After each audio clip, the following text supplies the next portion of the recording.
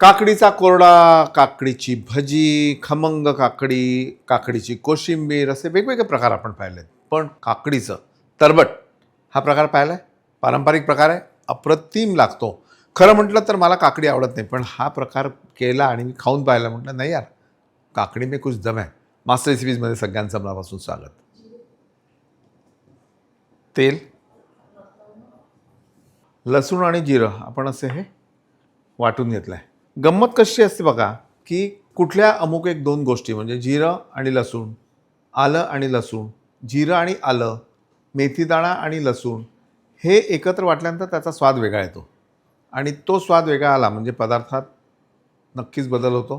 तो एका वेगळ्या चवीचा लागतो. गंमत असते. तेल गरम झालं, त्यामध्ये आपण घालूयात मोहरी. मोहरी फुटल्यावर त्यात मेथीदाणा,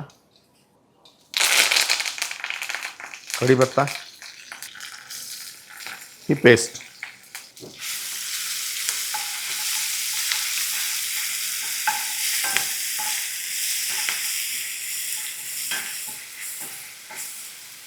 आणि लाल मिरच्या. एवढंच तिखट असतं, यामध्ये वेगळं तिखट घालायचं नसतं.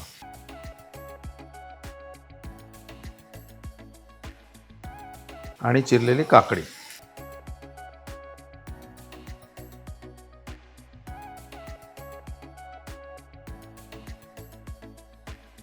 याला छान परतून थोडं 1-2 मिनटं झाकून आपल्याला शिजवून घ्यायचं आहे.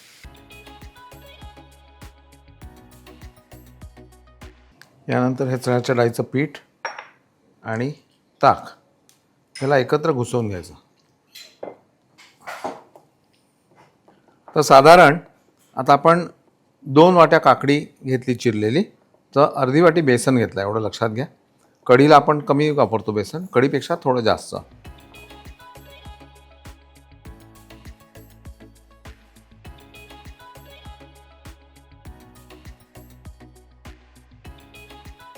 यामध्ये थोडी हळद,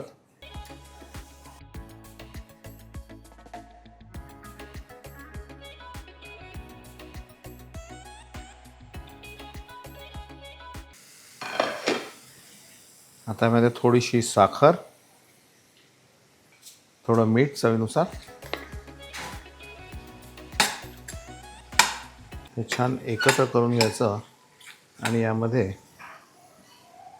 हे आपलं ताक आणि चण्याच्या डाळीच्या पिठाचं मिश्रण.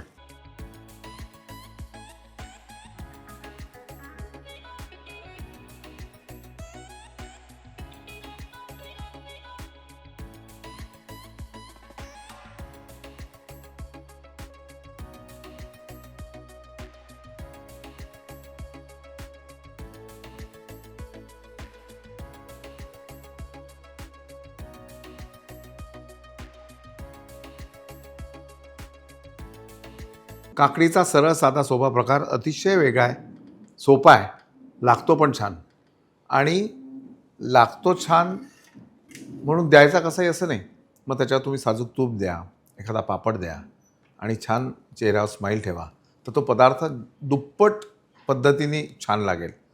गंमत कशी असते की कधीकधी आपला मूड नसतो, मग आपलं ते सगळं आपल्या चेहऱ्यावर दिसतं. पण तसं ठेवू नका.